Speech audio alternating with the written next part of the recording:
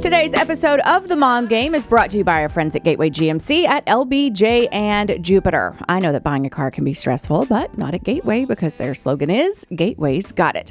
And just what does that mean? Well, it means Gateway's got a wide selection of new GMCs and GM certified used vehicles, all competitively priced. Gateway's got it.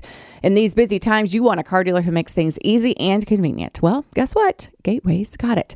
When you log on to gatewaygmc.com, look for the Shop, Click, Drive button. This allows you to shop from the comfort of your home, and who doesn't want that? In fact, it's as easy as 1, 2, 3. 1, select your vehicle. 2, create your offer. 3, schedule that delivery. And on top of all this, Gateway GMC offers complimentary car washes for life. So when you want a dealer who has it all, Gateway's got it. You can find them online at gatewaygmc.com or shop in person at LBJ and Jupiter.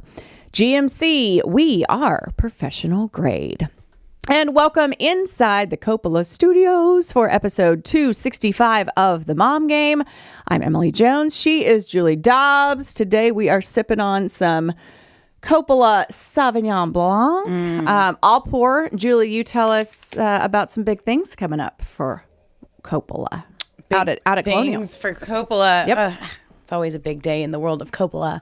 But yes, they actually have some new wines that they have released that I'm super excited to try. I don't know, maybe when you go on your next wine run, we can. They're coming out this year. The Coppola Diamond Prosecco, which of course goes great with friends and family anytime. This one that we're drinking, no, actually not. This is the Sauv Blanc. This is the... Yes.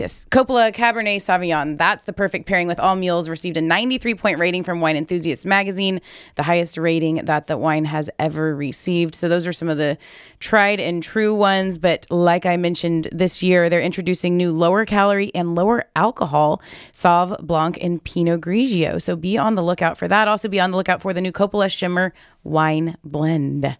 Yummy. And then they're going to be right near you over there in Fort Worth. Yes. Is the official wine of the Charles Schwab Challenge at the Colonial. And when we go to Colonial, because that's where we are members, I always get Coppola wines. Yeah. It's so nice because I know exactly what I'm getting. Sometimes you take a look at those wine lists and you're like, yeah, I don't really know what this is, but I know if I'm going with Coppola, I'm in good shape. So, yeah, and exciting news when you're out of town in a few weeks, Andrea Card, who is their chief winemaker lady who's been on with us before. She's in town, will be in town, and she's going to come on the show. I'm hoping she's going to bring us some of the new stuff because I did look for it last time I went wine shopping. Will you put it in the fridge? Maybe if you're lucky. I'm not going to forget those Yokiro days when you accidentally made off with majorly made up for that. You did. I've given you so much Yokiro. You have given me plenty of Yokiro. I am super excited to try these new wines. I am too. Okay, so here we are, episode 265. A couple of great guests on the show today. Yeah. We've got your friend Lilly from Camp Crafty, which I had never heard of, but what a awesome concept for a business. And she's got a great story and really cool things she's doing. And then Lele Sadoughi. So I was thinking of Sudoku, like that game. Lele Sadoughi, who is so fab. Yeah. She's everything I'm not, basically. She's like... We all have our strengths. Yes. Fashion is not one of mine. But have you felt inspired since we talked to her? No.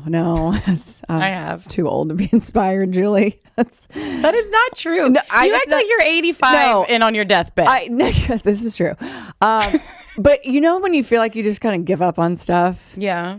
Pretty much this I've given up on. I'm just kidding. That is also not true. No, you're right. You're right. I just... Getting ready is just such an ass whip to me. Yeah, it is. And the thing is what I'm starting to shift my brain to think like, okay, so you're getting ready anyways. You can half-ass getting ready or you can throw on a couple things because she told us about this. Okay. Our listeners will hear in this wonderful interview.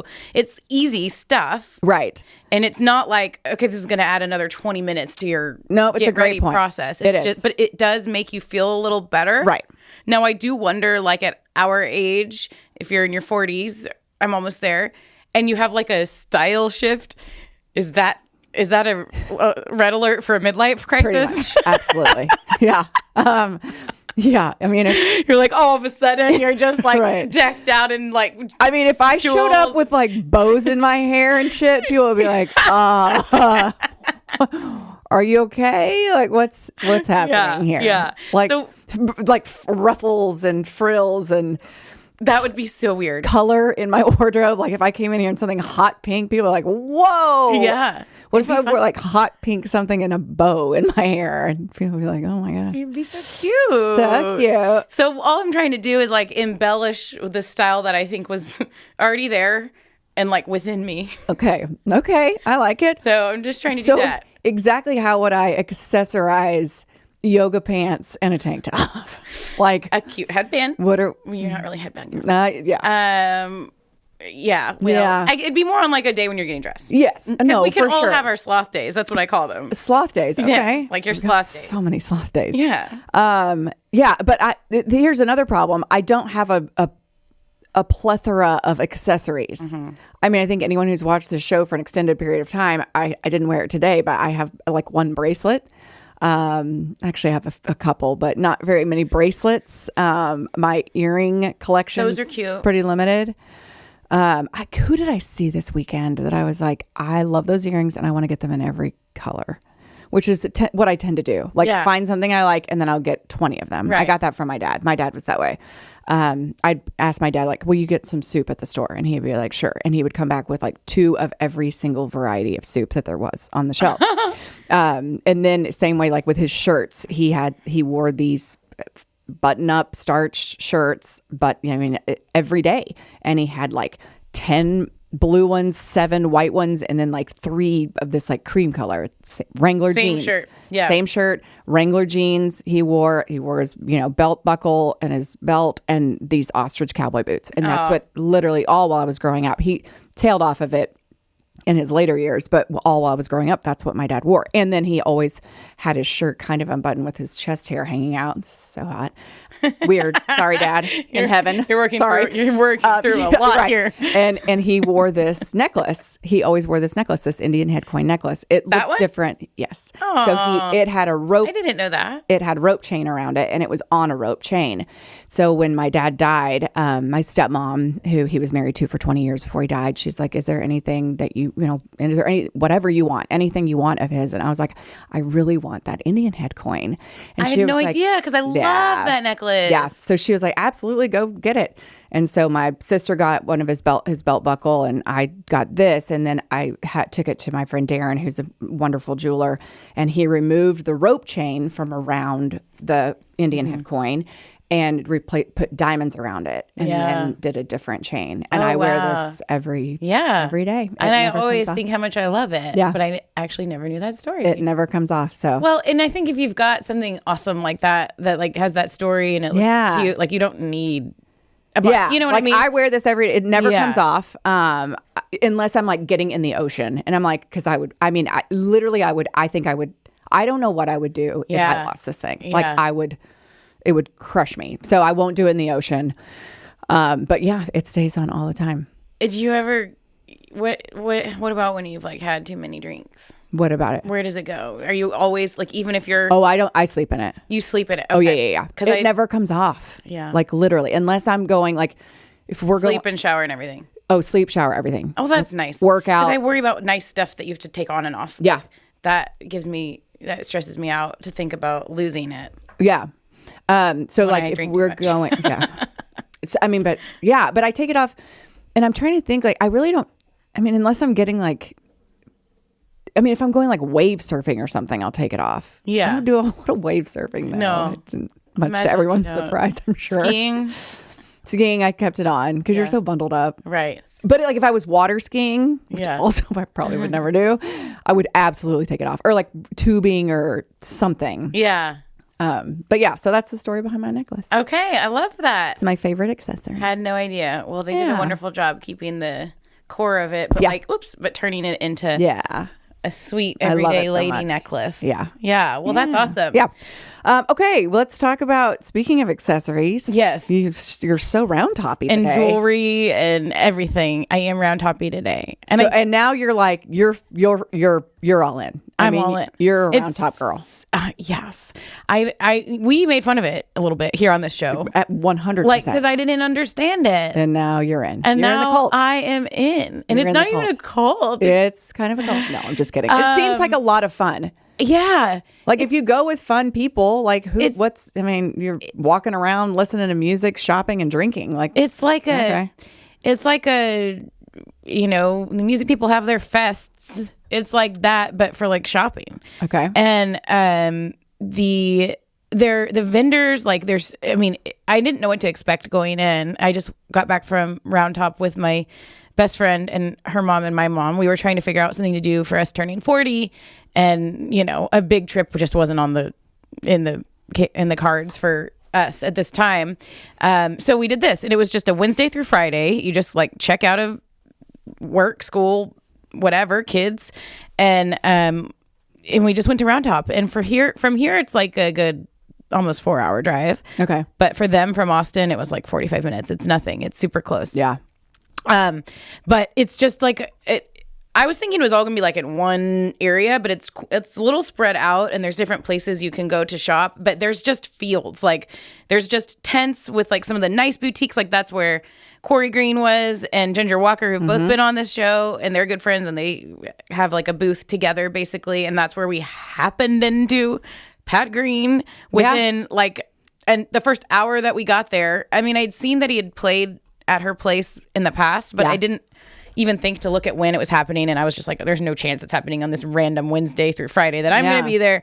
Well, it was, and it was like an hour after we got there, which was just it was just amazing. I could go on and on about that.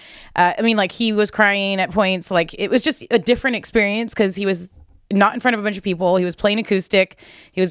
Corey was right there. He was supporting her, and then his parents were there. And so they sat there. His dad was on this little rocking chair, just like smiling, listening to him singing along. And like his dad and I were like making eye contact, singing. Because that's the other thing. Like I'm obsessed and know every word to every song, but like there's a lot of people that don't even know him right at this point in time, which is like, so there were people that were just like, oh, I'm just going to stop here and listen to this dude, this guy. And then like I'm up here in the front row, like going insane, like.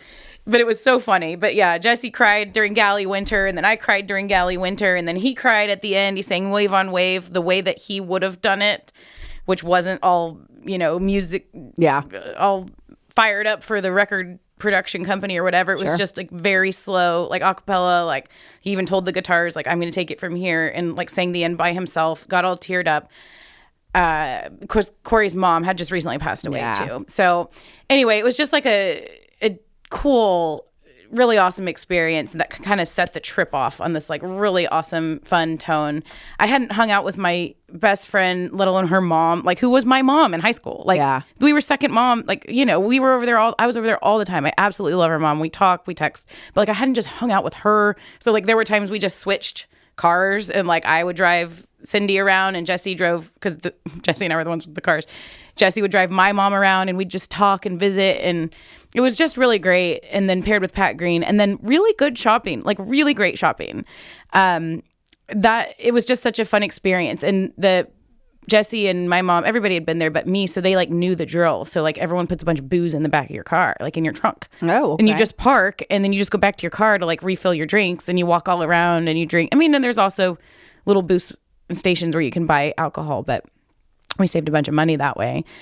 We stayed in a cabin like in LaGrange. It was about a 30-minute drive actually from Round Top, which I don't know if I'd do that again. I loved the cabin, but it was just having to drive at the end of the day is kind of like, ugh. Yeah. But the cabin was so cute on this little lake. Like, I mean, and the whole trip was like $120 a person. Oh, nice. And then, and then we paid for food and stuff. Shopping. Before the shopping. Before the shopping. Before I got drunk and bought these.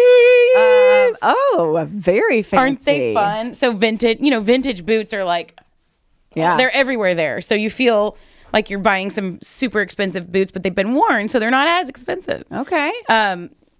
Bargain hunt. So, yeah. So, yes, it was amazing. It was just what I needed at this point in life. Obviously, last week we talked about everything going on with Ryder and this and that and everything in the world. And it's so fun to just escape that for a couple days and like, as much as you can, but just kind of float around. I love a place where I can just go float around. And I told the whole group, was like, I'm floating, like, which Jesse's a control time person. So, I'm probably super annoying to her sometimes, but I'm like, I just no plans, no itinerary. Yeah, I don't. Yeah.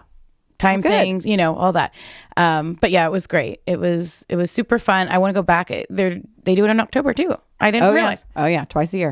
It's a big thing. I'm so going back in October and bring more people, stay longer, and just make it a whole thing. We happened into the Pat Green thing, but then we found a concert that Saturday night.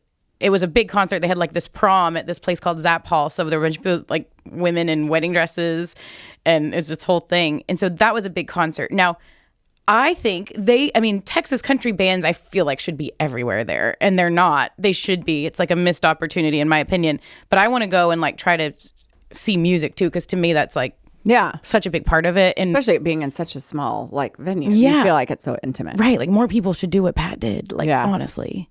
Well, but Pat's also doing it for his wife. But like, yes. But, it's just you've got a captive audience. No one's going anywhere. Like, because you're in the middle of nowhere. Everyone's drinking. Everyone's spending a lot of money. Like a country artist that wants exposure. Yeah. I would go there. I would post up. And next time I'll try to plane it around like maybe some music too, because that's one of my other favorite things is listening to live music. So it was just a really awesome, fun experience. And I get it. I get it now. Okay. I get what all the fuss is about. Well, good. I mean, you can do full on furniture shopping. Like it's not just trinkets. Yeah. So there's something I think for everybody. It's great. Yeah. Well, good. I'm glad you had fun. Yeah. I don't know that I'll be going anytime soon, but who knows? You never know. Stranger things have happened. Yeah. Well, I got away to a baseball tournament in Houston, or tomball, which was fun with Henry. I mean, it was just kind of, we do usually one or two tournaments that are outside of the Metroplex, and that was one of them. Hattie got sick on Friday, and so we were all supposed to go together. Hattie stayed back. I stayed back with her, and then I left early Saturday morning. It was cold AF, but it's a weird cold weekend. I know, but it was fun. I love watching him play. I love watching him and his teammates. Them kind of learn the lessons of this game that I've loved for so long, and it's such a good teaching tool.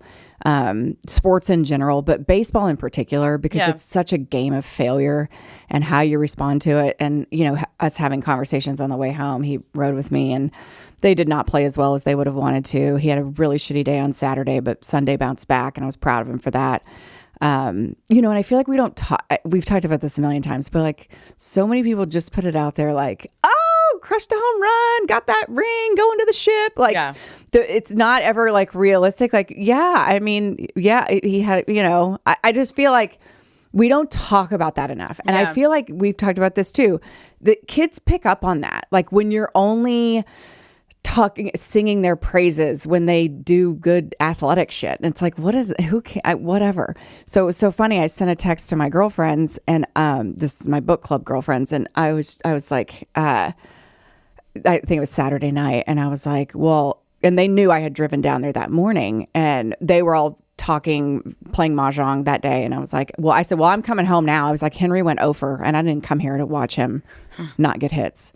And like everyone, like some of them know me better than others. And so I think some of that, like one of my really good friends actually thought that I came home, and I'm like, are you fucking kidding me? No, I'm not coming home. I don't care if he gets a hit or not. Like, whatever. I'm like, but I think that there's so much of that where you only want to put out the good stuff. Yeah. You only want to put out that my kid hit a bomb, or my kid shoved, or my kid threw 10 touchdowns, or my kid makes really good grades and never gets in trouble. Like that's just not the case. And they realize they know they can pick up on us. Yeah. You know what I mean? And it's like majorly. Yeah. Like it's okay. Yeah. I mean, why they're all like Henry, like, listen, Hattie she's a wild card at this point. Like I have no idea what she's going to fucking do on a daily basis.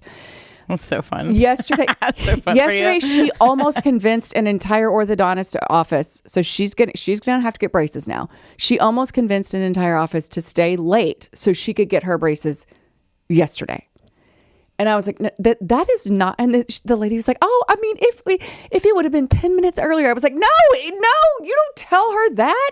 Like she wanted them yesterday? Yes, she wanted them 2 weeks ago. I'm like, this is not how this works. You make an appointment for this kind of stuff. There's a process involved. Anyway, but Henry is my safe child. Yeah. He's very safe. He's not going to get in much trouble. He's not going to push the limits too much, anything like that. But he got in trouble the other day at school. And, and we had to have the conversations. And I'm like, I share that with my friends. I'm like, because I feel like a lot of times we don't share that enough. We only share the good stuff. And it's like, so then everyone's kind of holding their breath and waiting.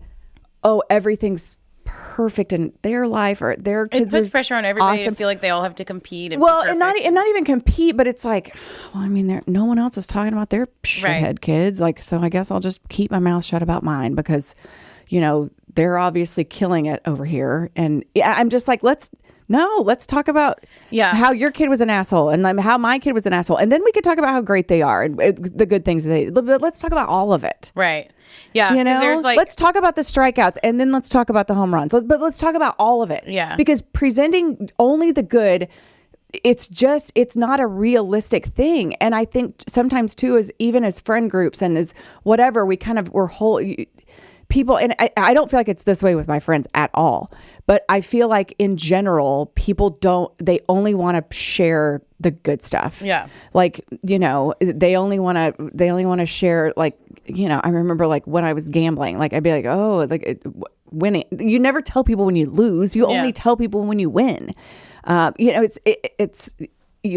you have to share all the things to put the good things in context. Right. Like, yeah.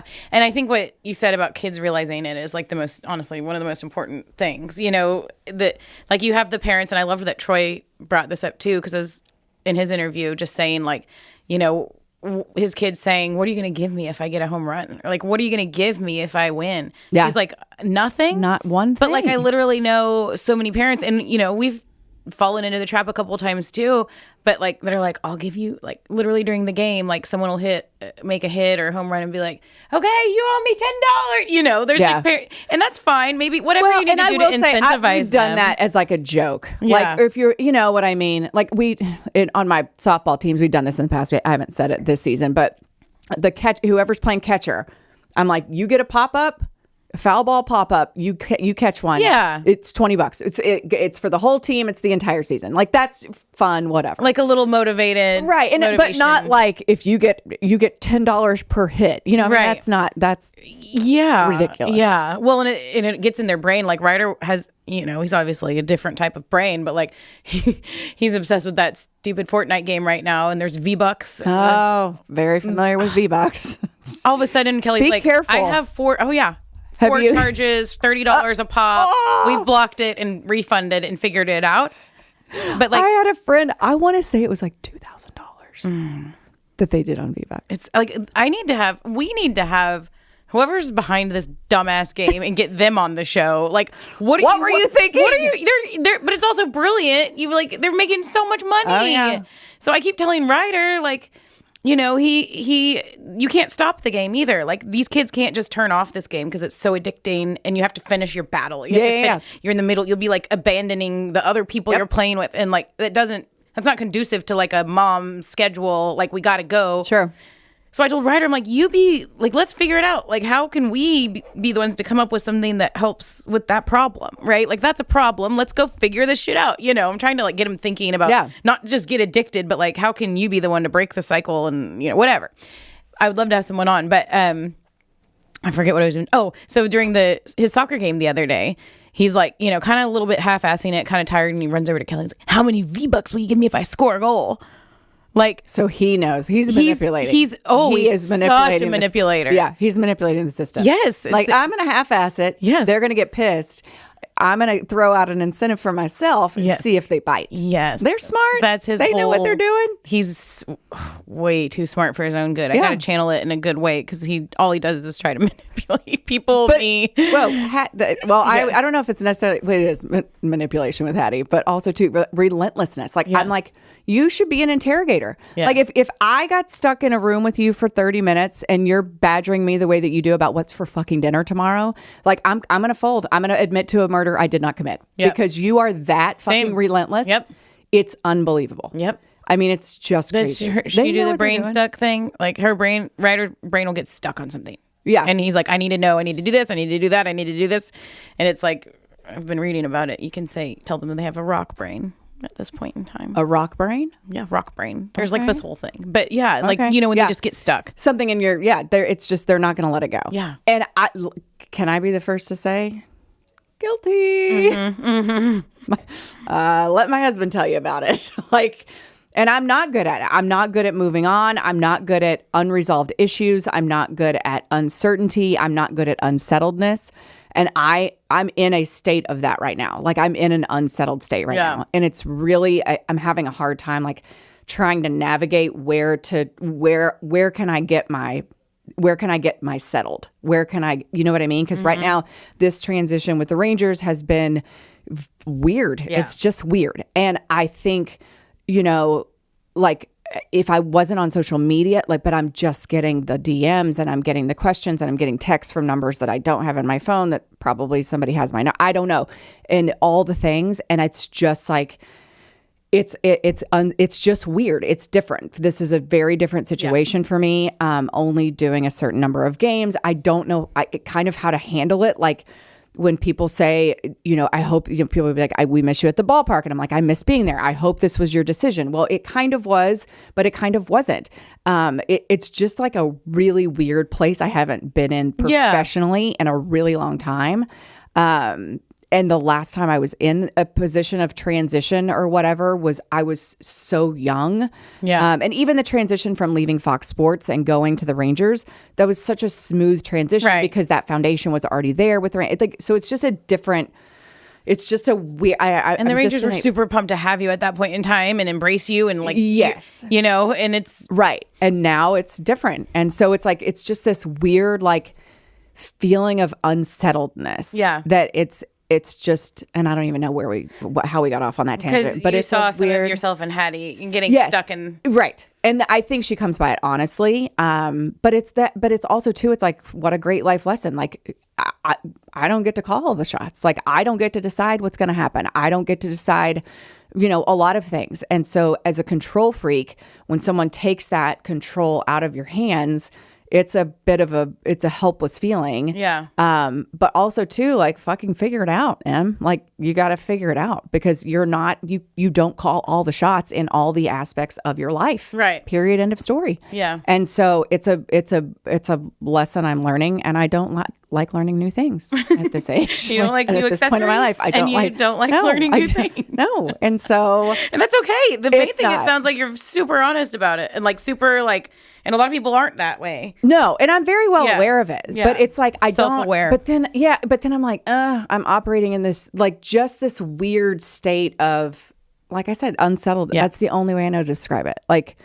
And so I'm trying to lean into when I was at that tournament this weekend, I wasn't thinking about anything. It was just fun for me to be there. And those are things that I missed when I was working so much. And I was like, okay, this is great. You know? So I'm trying to kind of really appreciate stuff like that. I mean, Henry's playing in a tournament every single weekend for the next 5 weekends. You can be his and I'm like, I get to be there for every one of them. Yes. I'm not going to miss a thing. And it doesn't matter if we have the 8 a.m. game. It doesn't matter. None of it matters because I have nowhere to be except for there. Right. And that's a good feeling. And your kids feel that. Yeah, for sure. But it is weird. I mean, I'm not going to lie. This. And so I get it when can you imagine how helpless that feeling is for kids when they have that feeling of being unsettled and they don't necessarily have the tools to articulate it. And so they're just living with this unsettled feeling. Yeah. And that's so whatever we can do as parents to allow them to express what they're feeling, those feelings of unsettledness, I think is a huge benefit to us because it's not something that they're probably emotionally wired at this point to be able to articulate. Right. Does that make sense? Yeah. Yeah. And I've really loved actually, as hard as it is dealing with everything with my son, I've really loved learning about it a little bit. And it's really made me more locked into him and locked into what's making him do this and what's making him do that and trying to trigger it. And we're not on medication right now. And I don't really want to be anymore because of something that we experienced, but just learning about it, it's he's probably a lot like you in the way that he needs structure. Mm-hmm. He needs a calendar. He needs to know what's happening. I started using Chat GPT. Okay. Highly recommend. Like crazy. Free version. Eventually they'll probably make me pay. But you can type in so I had the whole weekend with him alone because Kelly and Anna were on a camp out. And I was like, my whole goal is to like keep him in a good place. He had one major meltdown, which was super bad and scary. Other than that, we had the best time. But I was trying to I'd had to treat him like a toddler in a way. And like, this is your daily schedule. And I'm going to be so in tune with you and locked in. But you can type into Chat GPT like your tasks that can't move. So like shooting the mom game at this time, dinner at this time on the table, say it's a mom schedule. And then I have this chore I want to do. I need like 2 hours of focused work time spread out throughout the day. And you type that in and it's like, sure, here you go. Checklist. You can check off exactly. It's amazing. Really? So that was like the mom version. But then for like the Ryder version, I literally typed in and I'm telling a computer about my son, but I'm like, he has ADHD, level 1 autism, and we need to have some family-friendly activities, but I also need to go to the grocery store, the car wash, and he's going to have a play date at this time and whatever at this time. And it's like, sure, does it all. And it even says like, when you go to the grocery store, give him 2 fun things to look for. So he has a task. When you go through the car wash, he'll enjoy watching the bubbles. Like, it's insane. Scary. I was about to say, cool, also scary. So good for ADHD, which I now am. I know, mom. Like, I never used to be ADHD, but I'm definitely now. Definitely. So it helps you put everything on paper, see it, plan. And when I just introduced the concept to him and was like, Ryder, I've been working on a schedule for us today. His mood shifted. Like he went from like, like I'm trying to anxious, not knowing what's coming to now, okay, now I know what's coming. And then now he's like, I know, Mom, I'm ready to go. Let's go to the basketball event. Let's, he got excited about something that was not just going and playing that dumb game that makes him so angry. Right. So anyway, like it's a super good tool. But I see what you're saying. Like it's moms, it's kids, it's everything. And we all have the same like things going on inside of us. And the way the world is and where it's structured, it's like the parents just kind of tell the kids what to do all the time and can get mad and can yell and all that. And some kids are just like, they want to be heard. They want to be seen. They want their feelings to be valid. And just like us. Yeah. How about that? Yeah. I mean, I just think it's so important to like encourage those conversations. And we got home from the tournament and, like I said, he had a really rough day on Saturday, had a great day on Sunday, but the team, didn't get to the ship and they didn't get that ring. And he came in to my office because I was doing some stuff before I went to bed. And I was like, what's up? And he's like, I'm just tired. And I was like, talk to me. Like, talk to me. He's like, I don't have anything to talk about. I was like, you know what? If you can talk to me about anything, like whatever's on your mind, let's hash it out. And he's like, yeah, I'm just tired right now, but I know I can talk to you about anything. And like, I think just having, establishing that and he's much more willing to share than Hattie is. But like, I mean, all that stuff that can become daunting, the athletic expectations and all that kind of stuff. Like, well, I don't know. I'm trying to operate in reality and not live in fairy tale land, not only for myself, but so my kids don't have this expectation that like I'm only proud of them if they hit a home run or strike out the side in order. Like I hope that they don't. And your kids probably feel a little bit of like what a professional athlete's kid would in a way, like because you've been around the pro team for so long. Like that's what you're used to, and they're your kids. He's your son, and he's playing the same sport. There's probably a little bit of that, like. I can't imagine what those kids go through. Right? Like I have to be what my dad did, which is a pro athlete. Like think about we heard Troy talking about how many people even make collegiate athletics. Yeah, it was funny. I was talking to, I don't know if you saw the Sports Center top 10, AJ Beltre, Adrian's son. Oh no, has moved to third. He plays for the University of San Diego, and he made such a ridiculous catch. He looked just like Adrian. Genetics are insane. So immediately I text Sandra or message her and I was like, holy shit, he looks just like Adrian. And I'm thinking to myself, like the pressure that AJ Beltre must feel, but I guarantee you it's not coming from his parents. It's not coming from his family, but just internally, like he's such a great kid. I mean, those Beltray kids, I've told you, I mean, they're unbelievable. But that has to creep into your mind. Yeah. And expectations are such a real thing for, kids, for, whether you're, 13 or, 19. Yeah. And you want to make your parents proud. You really do. But even if you're mean to them and you say you don't like them. For sure. And I think that's too, but we have to find things to be proud of. I was proud of the way Henry acted as a teammate this weekend. Let's find value in not just the stat sheet. Can we find value in you were a good leader because of this, and find things. If you go over, I don't give a fuck. Do you have a good attitude? Was your effort there? Were you a good teammate? Then great. Then I'm proud of you, dude. Those are the things that'll take you farther. Absolutely. Yeah. Same way with I preach to my kids, and listen, PSA, my kids can be assholes, 100%. But for me, the kindness thing, the empathy, the inclusion, all that kind of stuff is so important to us as a family that I will literally shout it from the rooftops. I mean, not to everyone, but to them, dude, this is the shit I'm talking about. You being kind, going out of your way to be kind to someone. I don't know. I just wish that it wasn't just so everything's just so athletically driven. And I've fallen into it. I still will fall into it. But it's such a crazy time to be in youth sports. It's just crazy. And sometimes it does take something jarring, like a diagnosis to make you realize okay, I'm going to ask you what in your world do you want to do? Right. What do you want to eliminate? What's not serving you? Yes. I could give two shits if you play this or this. And he still hasn't dropped anything, but he knows at this point he can. Right. But yeah, you're right. And it's a super interesting conversation. And if we really want our kids to be happy, let's ask them what they want to do. Right. The psychology. Let's ask them what's important for to them sure. and not us. Yeah. And we started that, pretty early. Yeah.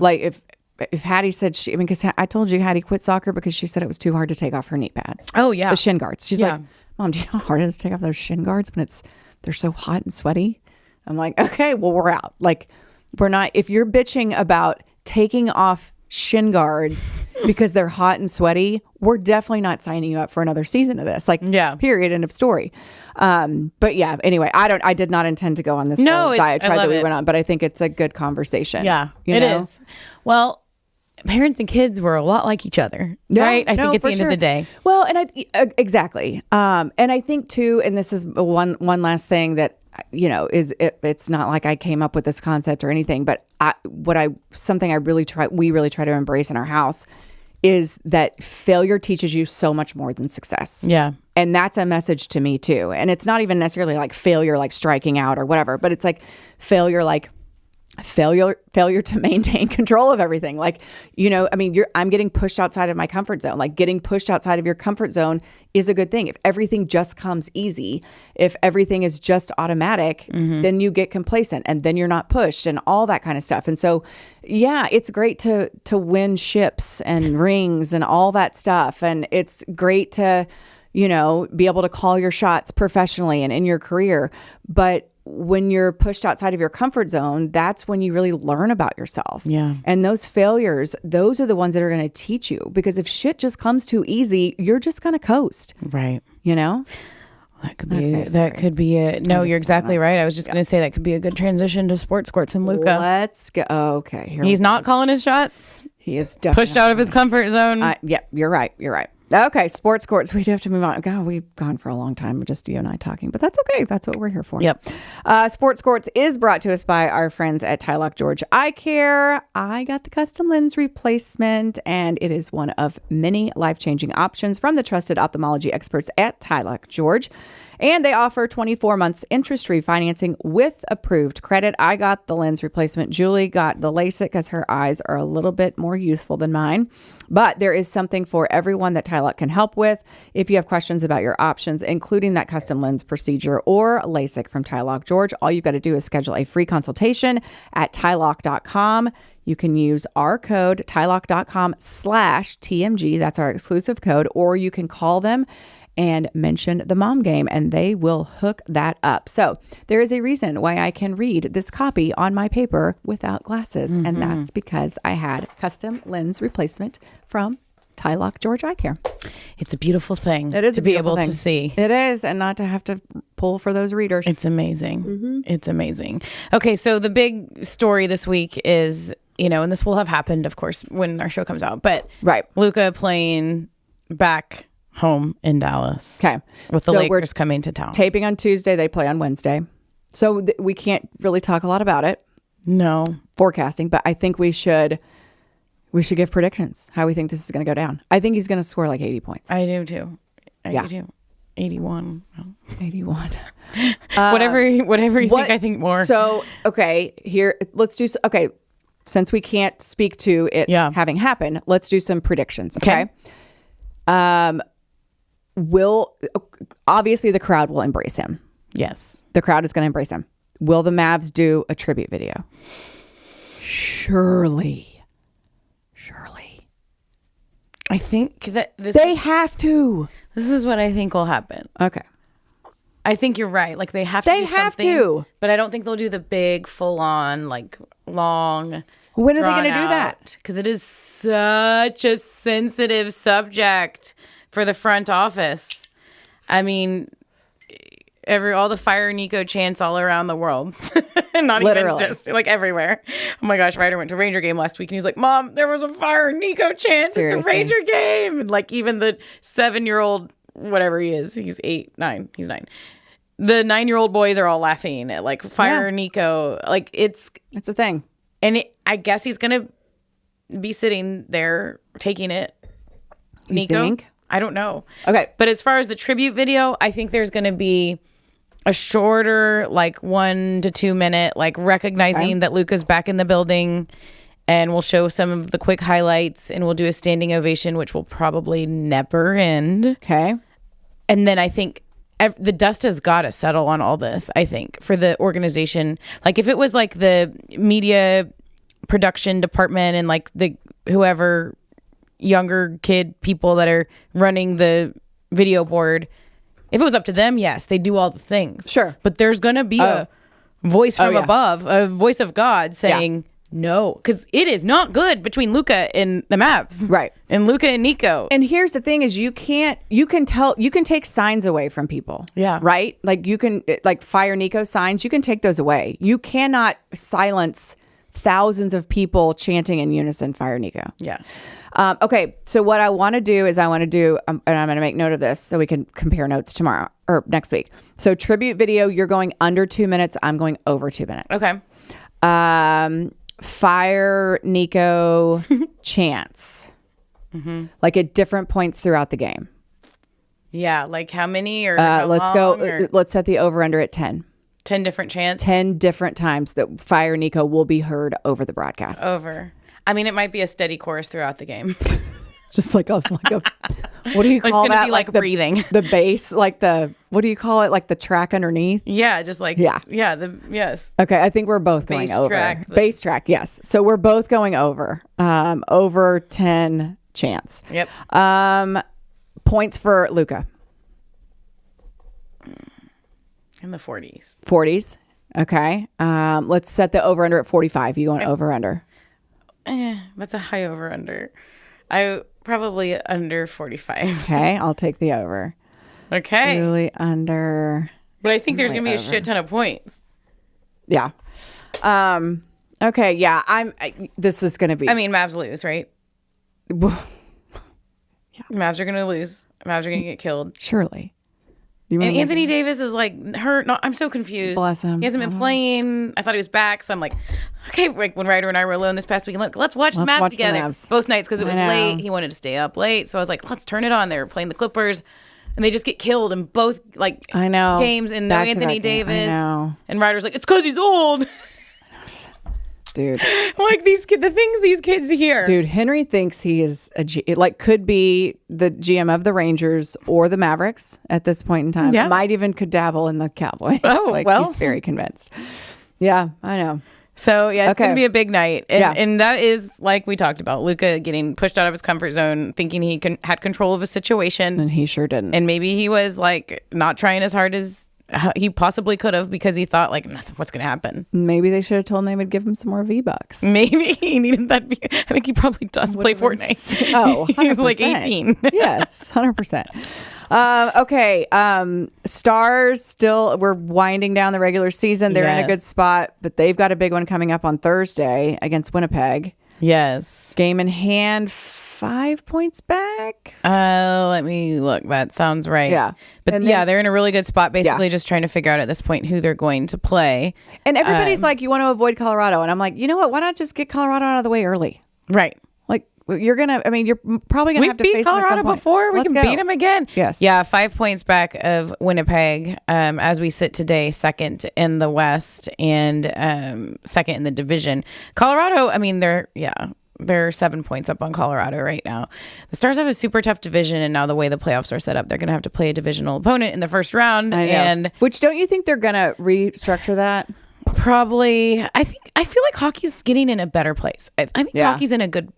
I think the Four Nations thing helped a lot. The Ovechkin thing, like obviously everybody's talking about. We're going to talk about it. Yeah. And I don't know. They were kind of trying to like force rivalries with the way the setup is, where you have to play people within your division in the playoffs. Right. And I'm like, we might not need it as much anymore. Yeah. But yeah, the Stars are in a good place. Playoff hockey is going to begin like next week here in town. The best. It's going to be fun. It's the best. Yes, it's crazy. The season has flown by. Kelly's actually going tonight with a friend. Oh. Yeah. And so I think now we'll definitely get locked in. But yeah, it's fun. And thank God for that. I know. The Mavs are playoff hockey is so fun. Yes. And then you alluded to it. Alex Ovechkin broke Wayne Gretzky's record for goals scored in a career. Yep. Career goals scored. Yep. And then I heard something, and this could be true or false, that like even if you took away Gretzky's all of his goals, his points would still be he'd be the highest scoring player. Taking away 895 goals. 94 goals. Ryder and I heard this stat. We were driving around listening when this happened, like randomly. Yeah. Like, and the Stars pregame, postgame guys, Bruce Levine and the new guy, whoever's there, Owen left. But they said that stat, and like Ryder and I stopped in our tracks. We were like, "What? Like that's insane!" Take like away just how many 894 like yes, it's crazy goals, and he still would have the most points. Yeah, it's crazy. But I love that about hockey. How like I mean, the whole league stopped down when Ovechkin set that record, and cool. like the. Hockey does cool shit. Hockey does cool shit. It's a lot about tradition, and like they don't. But I love it. Hockey does cool shit. They really do. The handshakes at the end of a series, the hat trick. Like hockey's got cool shit going on. Hockey does have cool shit going on, and I think this is our endorsement for the NHL. Yes. Hockey's got cool shit going on. That's right. They do cool shit in the NHL. They do cool shit. Like they recognize. They do things that matter, and I think it's cool that Ovechkin's like did it with Washington, and like he's been there. He's. You know, who knows? And how much apparently Gretzky was play. like super gracious and was along for the ride. Like good. He's done it. He's the god of hockey. He's done everything. It's okay to pass. Can Michael Jordan learn a little bit from Wayne Gretzky? And let me tell you something. Like you're talking about Michael Jordan. Yeah. Until recently was like my number one dude I could interview. It would be Michael Jordan. Now it's Ken Griffey Jr.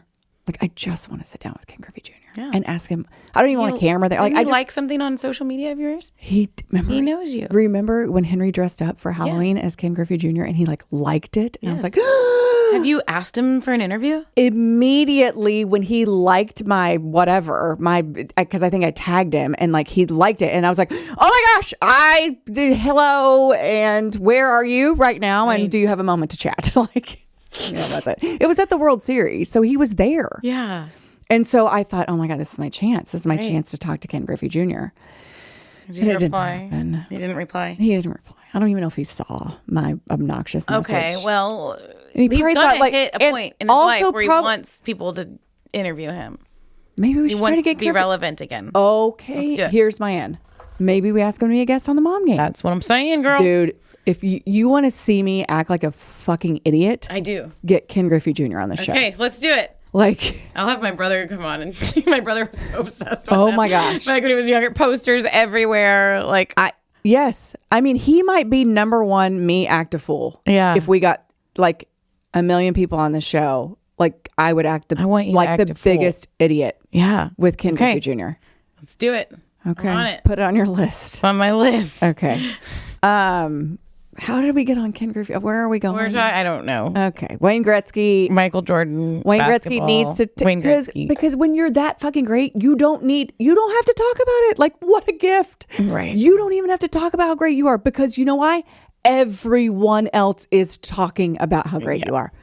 Like, all you have to do is just like stand there and nod and smile and give a right. Thanks, just man. chill. And that's what Wayne Gretzky's doing. I'm actually surprised he does TV. I'm like, why don't you just go like, can you imagine though, where like everybody is just like, you're just the greatest. Yeah.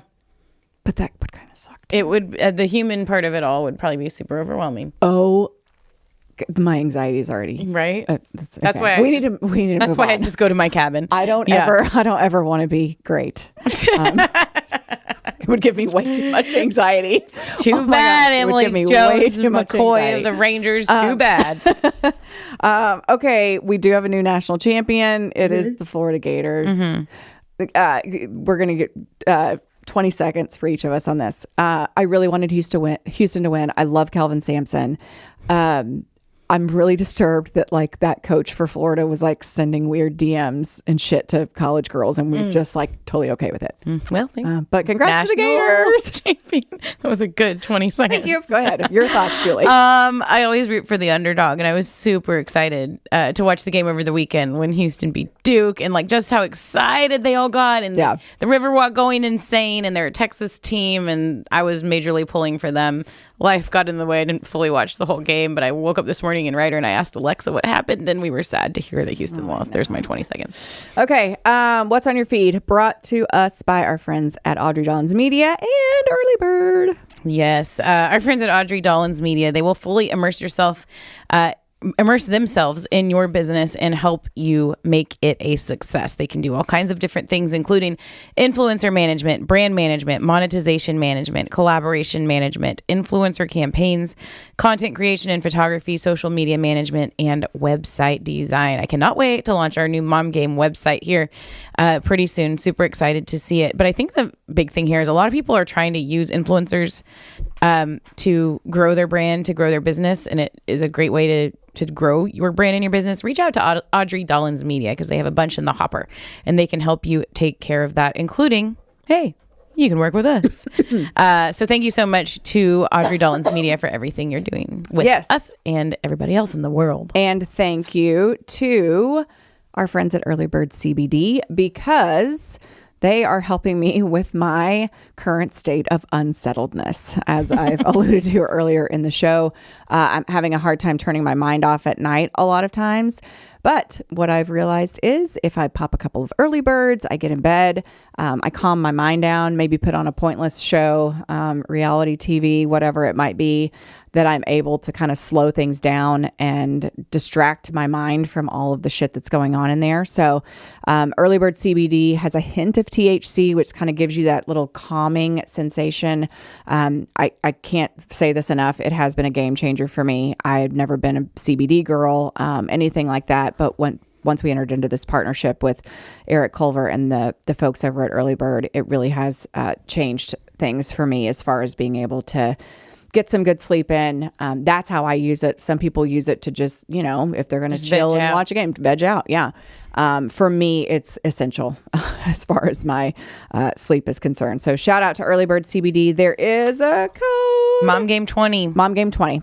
Good for 20% off your first order online. It can be used by anyone once, even if you purchased previously with that code. So anyway, check out Early Bird CBD. Like I said, huge game changer for me, for sure. Okay, quick hit on, we're not going to talk about breast milk flavored ice cream, because I think that could lead into a way deeper conversation, but right fast. So there's going to be breast milk flavored ice cream by some company. Did you ever taste your breast milk? I couldn't make any. Oh, you could. Oh, bear trap. Oh, it's such a bear trap. That's right. Thanks for asking. Hey, Emily, Julie had breast cancer. and couldn't nurse. Welcome to the fucking show. I'm never going to forgive you. I know. Well, Can't believe you made me think about cancer right now. shut up. Do this to me. God damn it. I'll make some more breast milk and give it to you. Not sure how that's going to happen, but God damn it. I can't believe I fell into that. So I would try yours. You would try my breast milk? Yeah. Well, it's not happening anymore. I have so few female organs at this point. I wonder if I even have mammary glands anymore. Do those go away in a hysterectomy? Like, do those disappear in perimenopause? Jasmine is supposed to get us a guest to talk about perimenopause and cortisol. Emily went to therapy on the mom game to talk about all this stuff. Yeah, just get a therapist in there. Can you imagine if we had a therapy session? Like we therapy session? We just like let a camera roll with a therapist. They would walk out on me. A therapist would be like, I'm not equipped for you. No, that's what they do. I know. That's what they do. Okay, so back to the fact that you couldn't breastfeed and I was like a fucking cow that made gallons of milk on command. I never tried it. I never tried it. Yeah, really? I'm shocked that you did. I am kind of too. I don't know, just the control thing. Like, what are they eating? What do I taste like? But whoa. Wow. Distancing. Sorry. Actually, I'm not sorry. What? I can't. I'm not even repeating it because I don't want anyone to ever isolate it. Yes, that's a good idea. But I will say, I played tricks with it. What? I played tricks with it. What do you mean? I wanted to see exactly what were we working with? Were we working with is this a straight shot? Do we have like a BB gun type of situation? Yeah. What'd you find out? Or no, shotgun. What'd you find out? So, shotgun. Yeah. Right? Yeah. Or pistol, we're just straight at it. So I wanted to see if I was working with a shotgun situation or a pistol. What'd you learn? Definitely shotgun. We're getting coverage here. Yeah. There was coverage. It went everywhere. Distance? You can only learn about these things in a mirror.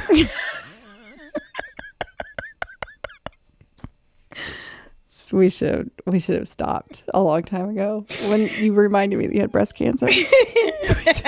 We should have stopped. We should have stopped. But we didn't, and it's okay. I'm just picturing your producer for the game that day being like, Emily, so we need to blah blah blah, and your phone's over here and you're over here in the mirror, and then you're going here playing games with your breast milk, looking in the mirror, seeing how far you can shoot, and you're like, it wasn't get it together, Jones. So you go over here I'll be there at 5:30, period. I wasn't playing Fortnite with my boobs. It was an experimental thing that I wanted to see what was happening there. There's nothing wrong with that. No, but I wasn't like I was. I just wanted to see what was happening. And then what did you do with that information in there? And then I filed it away, and now it just came out.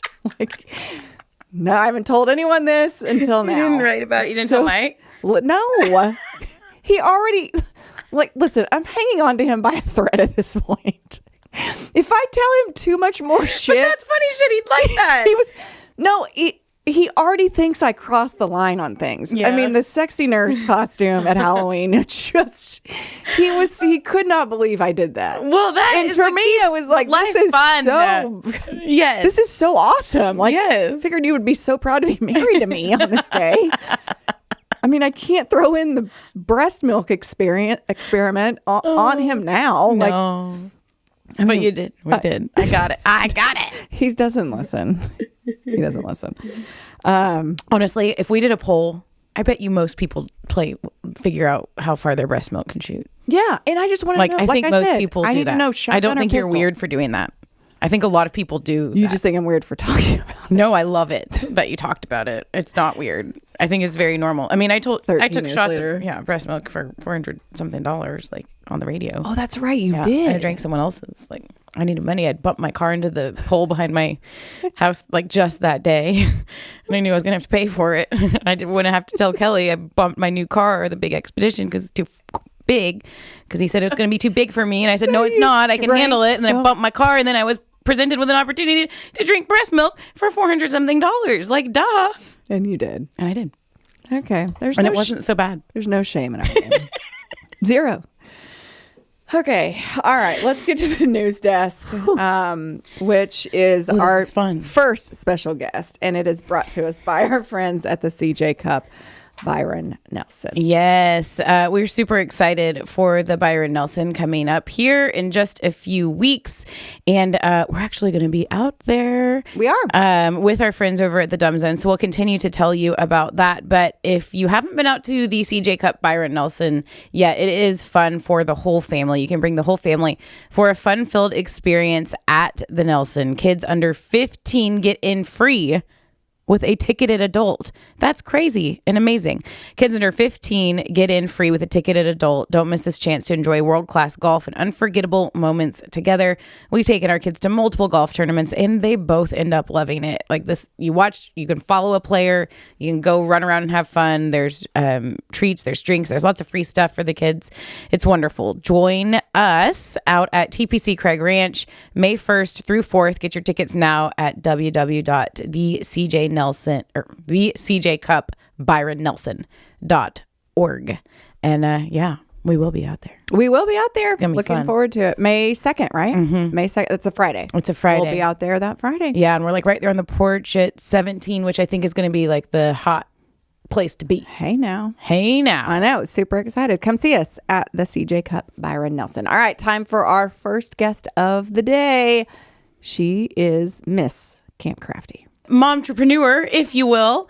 Like us here on the Mom Game, this is Lily with Camp Crafty. And Lily, I love how this kind of all came to be because I actually called on you 3 years ago? I think 3 years ago. 3 years ago to come help with one of Anna's birthday parties. Yes. Because I have a little girl that's obsessed with arts and crafts, and that is not my forte at all. So I'm Googling like who can do this, found Camp Crafty. She came and we had so much fun at that birthday party. We even did it again for another birthday party. And then I was super excited to hear from you to come on and tell us a little bit about Camp Crafty and all you have going on. So let's just start there with how did Camp Crafty get going? Well, you, Julie, are like our perfect Camp Crafty mom. You want a party that's intimate and memorable and fun, but not overwhelming, and understanding that it's really just about the kids getting and adults really connecting with each other and having a good time. And what I really loved about that first speed party is you've got like little girls sitting on their mom's laps and little clusters of girls with their bracelet trays, like all making and creating together. Yes, we had to move it. We had like a quick audible. Yes. We were going to be outside and we had to move it inside. And she was so wonderful. This time of year, you just never know, right? Yeah. And so, people just love to call Camp Crafty that like good old fashioned fun. And that to me was what was missing at the birthday parties that we were really fortunate to be invited to, but were, really heavy on decor and music and activity, but really not that like kinetic, tactile work that for me usually resulted in a keepsake. I feel like when I go through my box at my mom's house, it's the picture frames and the coffee mugs that I made with my friends that, still have the photos of us in them. And that's what I want to give to this generation of party kids. So how was Camp Crafty born? I mean, it's one thing to be like, because much like Julie, I am not crafty at all. So is this something you're like, well, I have this gift and I can turn it into a business and share it with others? How did you decide to take it from just being a mom that did arts and crafts to making it a business? Well, thank you. I have to say, because, they always deserve it. It always starts with my mom, right? And so she just normalized like making a mess and cleaning it up. Like, it's not a big deal. Like, go for it. Chase the idea and then we'll sweep it up later. So I just had that mindset. I think sometimes a little bit more than the peer group that we grew up in, that I get the email every single time. My daughter wants to do crafts, but I am not that mom, So there was that instilled in me, but I ended up just like lucky, I graduated in the 2009 recession. Nobody was hiring PR party girls like I had aspired to be, but I could get in with the Contemporary Art Museum in their education department. And I ended up being like, Dangerous Minds meets Mona Lisa Smile, like in these crazy art after school programs, working with kids and trying to get them to connect with the art, just honestly so they would behave. So I had that in me. And then I went into special events and PR as that kind of opened up again, and ended up in retail PR doing sometimes 250 events a year. So I knew that what I wanted in a vendor. I knew the people that I called time and again. And when I saw this need, what I really recognized is like, we cannot have programming at our parties or events anymore that is not like brought in by a great vendor. Like no mom's doing it from scratch anymore. I certainly cannot. So we just needed a really great vendor creating this experience. So it just really became my art education background with the event planning. And I honestly was like, oh, maybe we'll do like one a month and it'd be so cute. And honestly, from the minute we posted about it, it's just been like chasing, the next weekend and what we want to do. So it's been really rewarding and fun. Mostly just thanks to moms like y'all. Yeah. Well, I love that. And we had such a fun time with you there. And I know it's not just birthday parties that you're doing now. And you guys are getting into some really cool programming that I think, it can really help a lot of kids and really change the lives of some kids. And I took Ryder and his little friend out to their event last Saturday. It was an art and basketball combination event. Oh, sounds art perfect. And basketball. So I want to ask you a little bit about that and how did this all come to be and you know, what's the future for it? Well, after school was something that I always, thought with my education background could be like where we went next, as we kind of perfected or got really comfortable with our party model. But it's not easy to fill that time, and kids are restless after school. So I always knew that if we did something, I wanted it to be like more kinetic, and just more going on for the kids than just a craft that's usually like a solid 20, 25 minute experience. But you guys need to go to Target for like at least 75 minutes, right? So we've got to create that programming gap.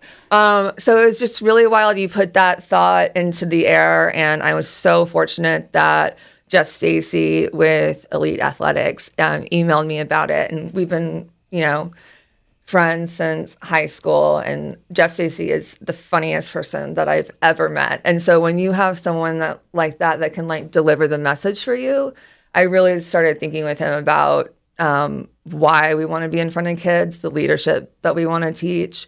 So just developing a curriculum where there's going to be basketball and crafting and like a leadership soft skills dialogue over that throughout the 75 minutes. And I'm excited because the basketball coaches are going to craft with us, and the crafty girls, my camp directors, are going to be out there, helping and just showing that we all want to be holistic beings. We all want to be able to feel comfortable in both like the arts and our bodies. So that's really what's really exciting me about that. Yeah. Mm-hmm. So how long have you had this as a business? I've had Camp Crafty since 2019. Okay. So 5 years, including COVID, which was like, an interesting year. Yeah. It's just, for all of us.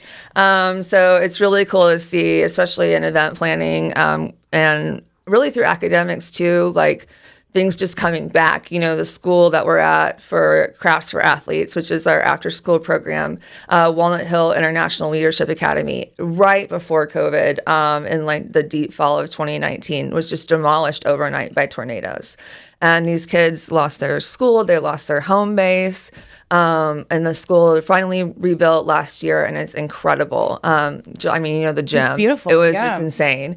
So just feeling like if we invite neighborhood kids to the school for this program, more people will get to know the campus again. And they have some numbers that they really want to hit for their athletic funding and things like that. So just hoping something like this makes the school attractive too, because all the students at Walnut Hill will attend Crafts for Athletes for free. Oh, that's awesome. Very cool. And when we talked on the phone, a while back, you said something that kind of really stuck with me. And I even told my kids just about how, so like I have a son plays basketball, baseball, soccer, football, everything. But you talked about like the actual correlation between the art and the sports when it comes to like your hand and being tactile and the loom in basketball. Could you talk a little bit about that? Because I think that's super Absolutely. You know, when you look at like incredible ball handlers, it's almost like they have like 5 hands in one. Like they can just grip the ball and throw it. And it's just incredible to see their like finger tactility. And of course, we can develop that with like dribbling clinics and things like that. But when we're like sewing or picking up a piece of thread and beading to make a charm for your basketball bag, like we're going to do, you know, at Crafts for Athletes, when we're looming, when we're weaving, like you are creating that finger strength and tactility where you are going to be able to just like put a spiral on a ball. If that's what you want to do with your mind, your body will be used to like existing in those different components. So, of course, there's that really interests me. But then, of course, when we think of like what really makes an incredible athlete, it's like wit, sharp creativity, like to be, you know, in the paint and be able to make a flipping like decision right away. Or, you know, just being able to like run a strategy. And so much of that is like, okay, I have all these materials and I know that this is what I want to make, but I have to get there, right? So it's that same mental conditioning that builds strong athletes as well. So yeah, I'm really excited about all of it. Awesome. Well, we're really excited to help spread the word, to tell our guests about it. So how can people get involved, whether it's with the program, the after school program, or if they just want a birthday party from you? Yeah, absolutely. You know, on Instagram, it's camp.crafty. So that's where you can see a lot of like our projects so far, and maybe get ideas for what you might want at your party. You can click through there to get to our website to book a party with us. You know, everything's there. And then we also have Instagram Crafts for Athletes that's just going to have like everything about our after school program. So if you're more interested in that lane, you can get to know us on there, and we'll be popping up to say hi as we get ready for the fall. I'm really excited. Awesome. And you're looking for kids to join the after school program, right? Yes. Yeah, we absolutely, like any child around Dallas, you know, Jeff is a really incredible technical basketball player. So they are going to gain those technical skills. Someone like my daughter who can't like play on a team because of her other commitments with cheerleading, I still want her to learn the sport, right? Like when you think about traveling internationally, you see like soccer fields, basketball, like hoops, you know, things like that where you feel like you could play intramurals in college or just something I want to expose her to. So it's great for that. It's K through 8, so it's great to drop the siblings in together. It's just supposed to be kind of a catch-all, play and learn, fun afternoon. Yeah, what a cool combo. Yeah, it sounds. thanks. I mean, the Camp Crafty is enough as it is, but that the combination of athletics and art is a really cool combination. I'm really excited. Yeah. Jeff said it was a legacy project, so I had to do it. Good for you. Well, congrats, girl. Sounds awesome. And it was fun being there, kind of seeing the very first one Saturday. Super fun. It meant the world. It really meant the world. I think we'll always remember who came because it ended up just being so fun. It was so fun. Yeah. And I brought a couple guys that really needed something like that. Yeah. So well, the girls were like, these are my 2 favorite things. And we're like, yes, we love this for you. Yeah. So. I love it. Awesome. Well, Lily, thank you so much for coming in. Thank you guys. Oh my gosh, it's a great show. I love what you guys do. And we'll see you in May at Anna's tennis party. Yeah. Congrats. Congrats and best of luck. Thank you. We are so excited now for today's in-studio guest, Lele Sadoughi, prominent accessory designer, fashion designer, all the things. You have so much cool stuff going on right now. We can't wait to dive into. I guess, first of all, how do you say your title when people ask? That is the first question always. First of all, they want to know how to pronounce my name. So my name's Lisa, nickname Lele Sadoughi. Title, I just like to make pretty things. Yeah, I love it. You know, when you have your own business, you think you're just a designer, but you're doing everything from filing to selling to PR to marketing to production and design. Okay, so like when I look at you, like you look fabulous, like just all the things.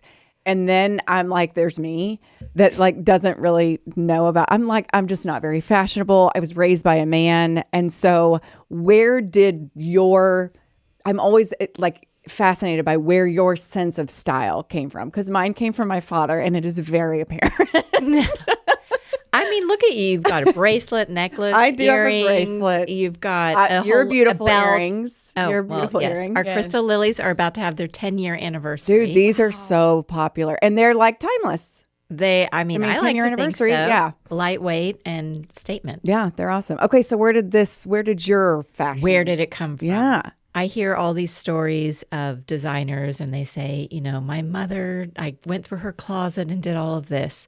And my mom does not have a big jewelry collection. I mean, she's got some real stuff. I love all the costume, big, crazy baubles.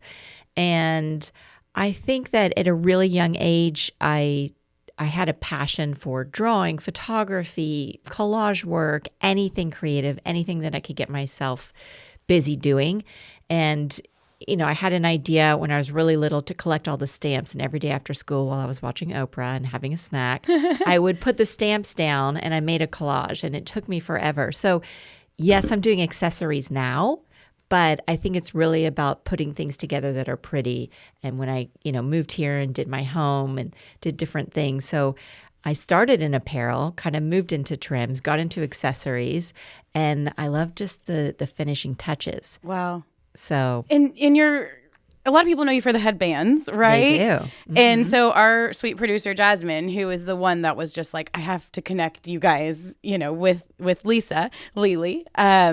She's the one that kind of gave us our stuff. We have to pull back the curtain a little bit. Yes. Yes. Like Emily's earrings are so Emily. They're so me. And I kind of have an ongoing, I'm similar to Emily to where I'm not a big, I don't know, I throw stuff on. I'm usually in a hurry. Well, that's why headbands are great. Yes. You don't have to do your hair. Right. It is amazing. However. And you're wearing the Shirley, named after Shirley Temple. Aww. And it's got a sweet bow. Oh, and I love she's that. just classic chic and feminine. So just to pull back the curtain a little bit, when I walked in from the bathroom after putting it on, they both just started laughing at me, making fun of me. I mean, short of calling me names. Oh, it wasn't. I'm kidding. I'm kidding. But I don't.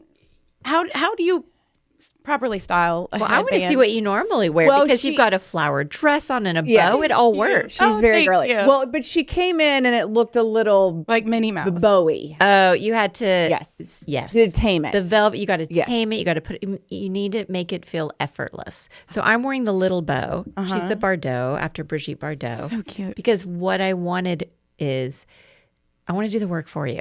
So yeah, you could look silly if you try and tie the perfect bow and you could look like Minnie Mouse, or it could stick up and you could look like a little doll. But if we do it for you and it drapes perfectly, all we have to do is throw it on. You don't even need a mirror. Okay. I love it. So I love Look it. how cute it looks. Yeah, It's adorable I on think you. so. I love it. And I tried to dress to match because I had seen a picture of it. yes. So I feel like I did okay. You did I think awesome. you did. We have a starter headband, our classic knotted, and our slim headband. I need Okay. this starter So pack. sometimes it's an internal struggle. While you looked very natural, I think you're getting used to it. Yeah. I am. So I'm going to get you the starter pack. I love it. Thank That's you. amazing. I need the starter pack for everything in life. Seriously. You're going to be coming back for the crystals. I'm going to set my matter of goals time. high. Aspirations. So how did you turn this love of pretty things and creating them into a brand, a business, and seeing all the success that you've had? How have you kind of kept that train rolling? I mean, if I ever anticipated where I am now and what I thought I was going to be, I could never have imagined. I think that I'm very lucky that I found what I was passionate and good at, because sometimes people don't even find those things together. That combination, it's hard. Yeah. And so I knew I always wanted to do something creative. And I ended up studying advertising. So I didn't actually specifically study fashion. I wanted something that was a bit analytical, a bit creative, kind of a combination. And so I ended up going into fashion right after school. I was in LA, New York for 20 years, all over the place. Where'd you go to school? I went to University of Texas Nice. in Austin, studied advertising there, and then moved to LA, worked for a designer for a few years, went to London, New York. So I think that besides my education at university, working for these really big corporate companies was a complete education, which taught me how to do something. So for 15 years or so, being at J. Crew or being at Rebecca Taylor, Tory Burch, all these places really prepared me to do my own thing. And that's the biggest advice that I give to anybody is you can get a free education. Well, you get paid if you work, right? But the amount of things that you can learn, how to source something, production, what something should cost, how to merchandise. I knew how to design, but I didn't think that being around all these other aspects of the company would really set me up for success when I started my own line. Mm-hmm. So we have a lot of female entrepreneurs, mom entrepreneurs. I made up the word momtrepreneur. Maybe I didn't make it up, but I like it. You definitely did not make that up. I just said maybe I didn't make it up, but I like it. You should take credit for it. I like it. We like learning about the behind the scenes of it all. Like you mentioned, it's like you have a good idea, you have something that people love, and it quickly catches on, and then all of a sudden you find yourself having to manage all of the things around it. And we're, like we told you before we started, we're 5 years in, and we've been having to do that along the way too. And you have to assess, like, what can you do? What can't you do? Delegating, everything.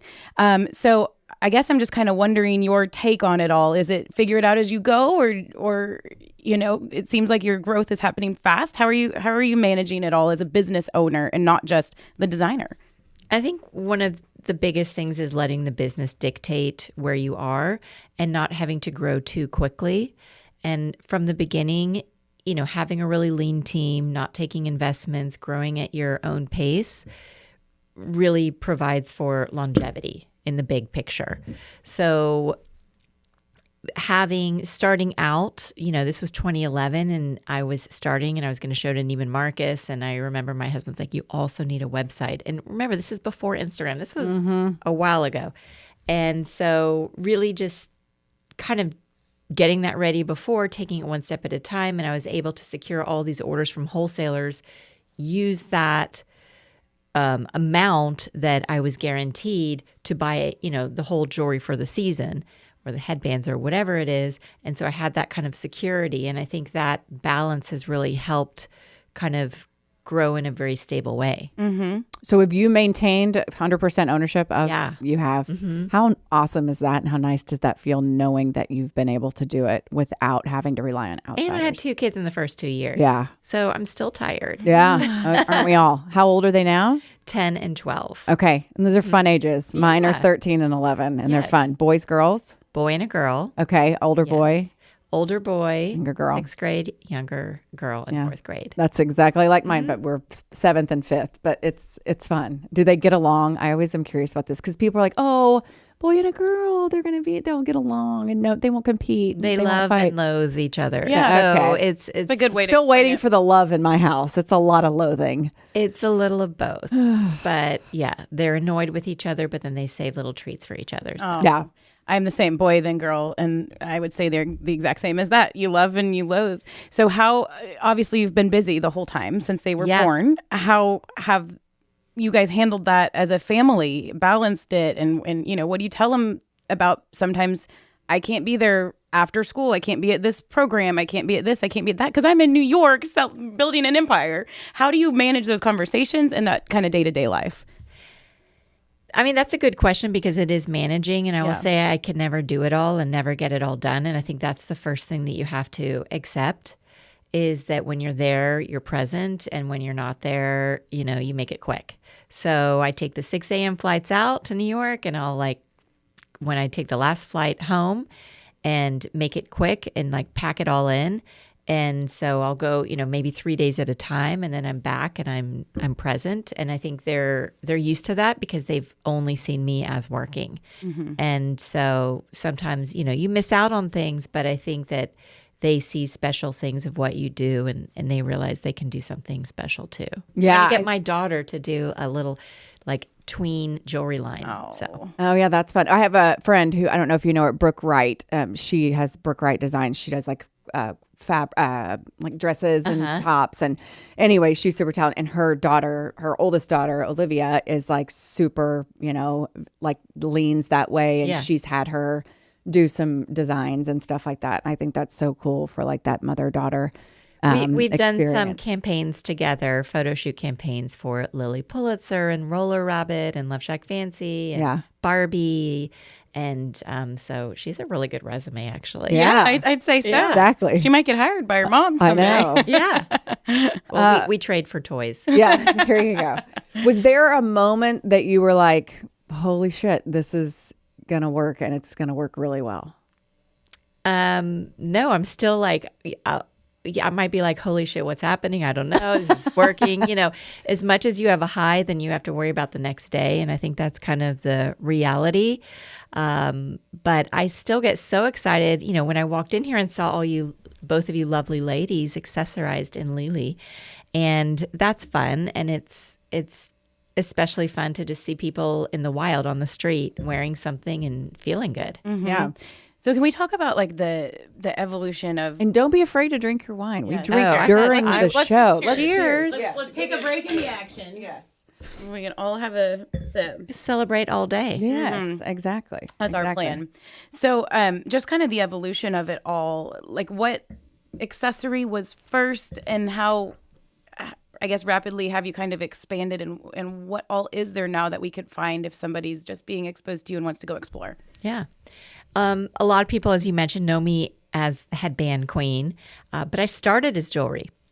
I've been doing jewelry for a long time. I was at J. Crew. I launched the jewelry there. Was there for many years. Oh, cool. Also design director at Tory Burch for jewelry.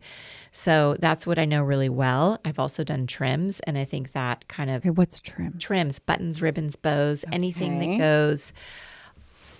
that goes on your outfit, like little ruffles, little lace trims, little button, all I those. didn't even kind know that was like a trims. specialty. Trims. Yes. Okay. Imagine doing trims full time. No. Oh, wow. So mentally going from apparel to the fit and the pattern making and the cut and the sew and all that to the adornments, if you will, was a total like mental shift in design, of which I never veered from, because to me that is accessories, right? It's kind of adding the little pieces on top that really personalize and customize a look.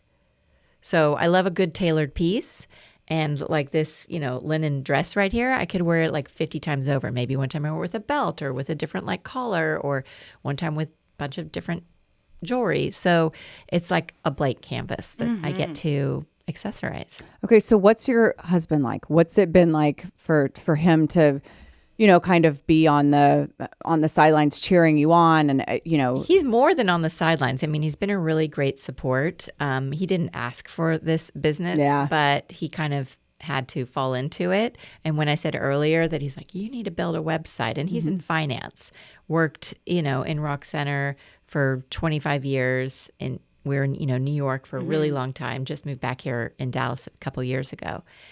And so he's uniquely suited to kind of start a business and do, the P&L overall, like budget. So he does a lot of high level strategy, and our leases to our stores. We have 5 stores right now. So there's a lot of things that he's kind of entangled in, like it or not. Yeah. Okay, so how many team members do you have now? In the corporate office, we're in New York. There's about 15, but I have the 5 stores. So there's under 50 people in all corporate. So a lot, plus a lot of freelancing, whether it's PR, people that do our ad budget. So lots of help and support. Do you have like a right-hand person, like like this person can kind of fill in the blanks for you, can finish your sentences, knows what you need? Or do you... I wish I had a twin. Okay. There's a lot of accessory or jewelry companies where it's like 2 sisters working together. So sometimes I wish I had a twin. Yeah. Certain things. Yeah. So no, it's you. It's mainly you. I say my whole sentence. Yeah. And there's value to that too, right? There's value to that. Yeah. Okay, so tell me about that move from New York to Dallas. What factors kind of led to that? And oh my gosh, like what different settings to be a business owner? That was a really big change. It was something where for our family, we have a lot of family in Dallas. I grew up here, whether it's my 2 sisters, my parents, my 7, 8 cousins, plus all of their kids. And between their kids and my kids, there's over 21 of them. And so they have multiple cousins in their grade, in school. And it was just an easy transition for them. For me, maybe a little different. I'm used to the hustle and the bustle and running around and doing this and getting to places and meetings and all the time. And like I told you guys earlier, it is a lot of calls and videos and Zoom. I think we've gotten so much more used to working from anywhere, which is amazing. But I think it is also important to be kind of face to face. Yeah. Well, I know that's why been a we bit were of a grateful you transition. were here. Yeah. Yeah. Oh my God, I'm happy. Like I have this huge office in Dallas versus, in New York, you're a bit challenged for real estate. And I have all these people in New York in a smaller space, and my office here in Dallas is usually myself in a really big space. Yeah. So how do you keep the creative juices flowing, and how, when you talk about, this piece being like one of the staples of, about to celebrate a 10-year anniversary, how do you continue to evolve? And then what kind of goals, as you have experienced so much success, how do you continue to set those for yourself?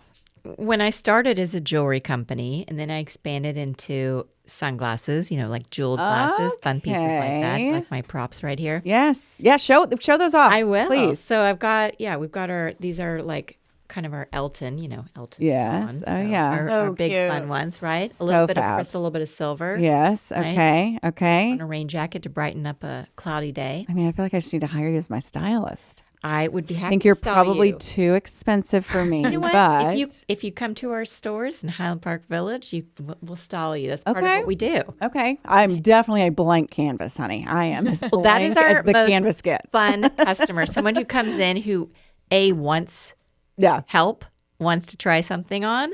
Like, I'll take that challenge any day. I think Yeah. it's really For fun. sure. Okay, show us what else you have too, though. So this is our Clementine bag. It's so cute. And if you want to, Okay. So cute. doesn't Gotta that take a sound pic. good? It is. It's I love so the cute. sound of her. Yeah. She's really cute. And you name everything. So everything has a Yeah, name. Everything has a name. Okay, I love mean, that our knotted too. headbands are knotted headband. But yes, you've met Right. Shirley, Clementine, and Elton so far. Okay. Okay. Who else am I They're all wearing, babies, too? huh? And this is just like the scalloped necklace. So not everything has a very cool name. Right. And the dome earrings. But I did mention our Bardot headband. Yes. And I also want to mention, too, because we're in Dallas, obviously we have the license for MLB, NBA, and NFL.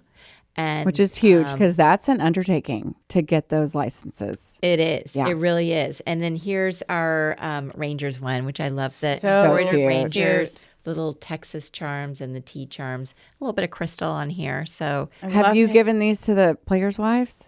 we have Okay. found a lot of wags Okay. that we've gifted to. Yeah. But if you guys have any friends, Oh that my gosh. are- Have you met Claire Smith? Oh my gosh, y'all have to You meet. have to. Can we she's have like, them on together and have Claire is witness like- the meeting? I'll send her a little care package. Claire is like the adorable. queen of the bows, or headbands or whatever, and Oh. she's adorable. And she just announced she's pregnant, but she's adorable. Yeah, I can definitely put you in touch. I'm sure. Cute and like, little they baby would shower love it. headbands. Oh I mean, I my can help her gosh. out with anything that she. Well, and Maddie Seeger's another one that's a good friend of ours, and she's pregnant Oh. also. So I just debuted some fascinators, a baby pink and a baby blue. oh, Cute little okay. showers. That's yep. Wouldn't that be really That would be cute? really cute. Yeah, I'll put you in touch with them. They're super sweet I girls. would love that. Yeah, and we want to hear also too. You're about to have a new release thing. Yes. Our Liberty of London, which Okay. is super popular, ditzy florals. We get a lot of the collaborations we do when we work with the company with Liberty of London, we buy their actual fabric. So sometimes people screen print or whatever, but we bought it and used it to make some really incredible little bow scrunchies and headbands with little pearls hand sewn and little crystals. And it's a really sweet group. So Yeah, and that perfect for spring. debuts like right now. right now, today. Yeah. Oh, Yeah. so fun. So exciting. So, obviously, you're such a creative brain, creative person, and this is something I think that I try to sort through too. But how do you like go through life and figure out what could be a piece of jewelry or an earring or a line, and what could not be? Because I imagine you go through and you look at this and you look at that and you Yeah. look at the sunset and everything could be something. How do you kind of go from those ideas to an actual concept that you can put on your body? Sometimes you got to throw a lot of things out there and see what sticks. Like to your question before, I started in jewelry doing sunglasses and then I kind of veered off showing you my glasses. But the next thing I did was headbands. And I had no idea that that would be such a force of a category as big as my jewelry category. Because at the time I was already selling to Neiman's and Saks and Bloomies and Nordstrom with my jewelry. And there were no headbands in any of those stores. There were only like 3 headbands on Amazon at the time. And I had a little baby girl and my son, and I ended up like kind of taking her little headbands because I have very fine hair and I needed to kind of be polished in a pinch, if you will. And I didn't have time to do my hair or look good. So I would throw something on. And at the same time, I was making this jeweled monodier.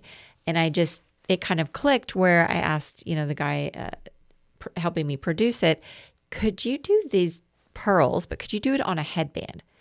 And he never really did headbands. And so tried it. And normally how I said I have the investment of my wholesalers before I commit to something, the wholesalers were like, I don't know, I haven't bought, Neiman's didn't even buy headbands since the 80s, like forever. So you brought the headband revolution back. I mean, I'd like to say that. I think you can say I brought that. it back. And Polished in a pinch. That's polished in crazy. a pinch. That's amazing. I know, but that's crazy. Like you see headbands everywhere and you're kind of responsible for it. So it was a few things happening, right? I think it's about work, opportunity, exposure, so many different things. Right. So I had a need because I had little kids and I just didn't have time to do anything. So I started wearing them. And, now you think about Instagram where you're like, I'm just going to wear it every day. It's going to look like it's part of me. It's going to be my thing. I was just wearing them because I was surviving and I was waking up and, not sleeping, doing whatever I was doing.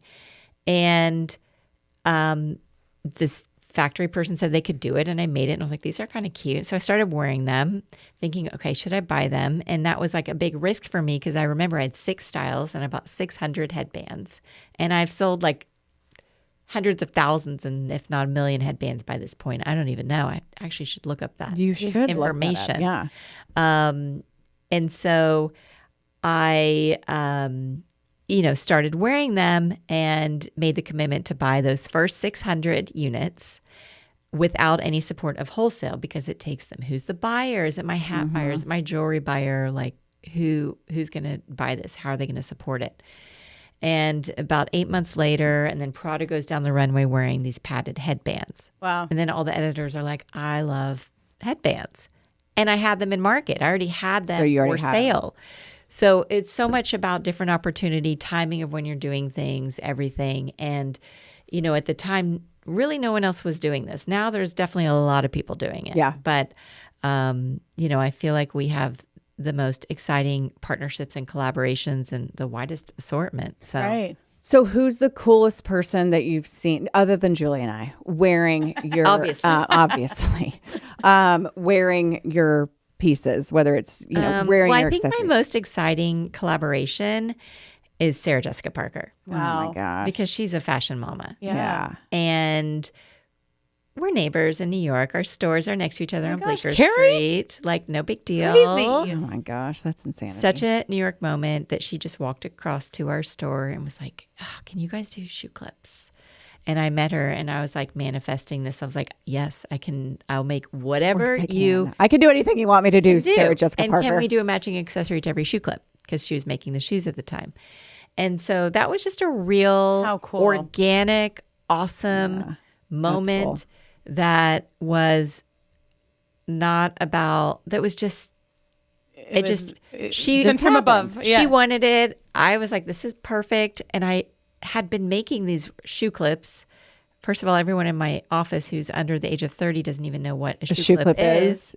Julie, do you know what a shoe clip is? She has no clue. Oh and I'm way older than 30. Listen, I'm with you. Do you know? Well, I mean, do you wear shoe clips? I did.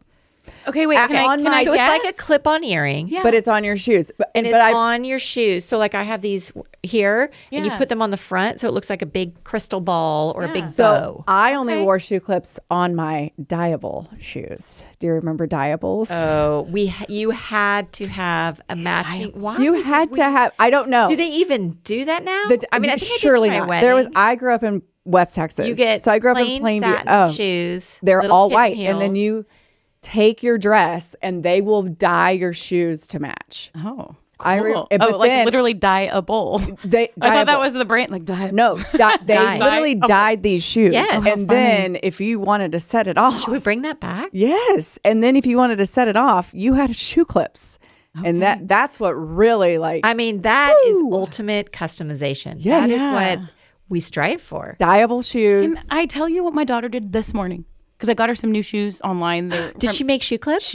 So we had a bracelet. Okay. Anna's very creative. So we had. Does she want to work for Lele Sadoughi? Sure, she's only 6. Okay. Give me an We might advisor. have to work through some child labor laws. She could be your advisor. But Youth advisor. so we had a bracelet that I got her to commemorate our 2 cats that are in heaven, and it broke, and it was the bracelet broke. The bracelet you're supposed to use what to you do with the remember the beads, cats that have died, right? Yeah. So it's very ominous. It's like, Yeah. this is terrible. And so I've been holding on to the beads to try to figure out what to do with them. And this morning I got her some new shoes from the Children's Place sale online that popped up on my Instagram one night. On her shoelaces? She took the bead from the cat thing and on the very front part of the shoe. She was like, hang on, Mom. And, I'm like, we got to go to school. And she's like, hang on, Mom. Puts the bead from the thing on her dang shoe and off she goes. And That is what it's all about. Okay. And I mean, I'm wearing a brooch on my waist right now.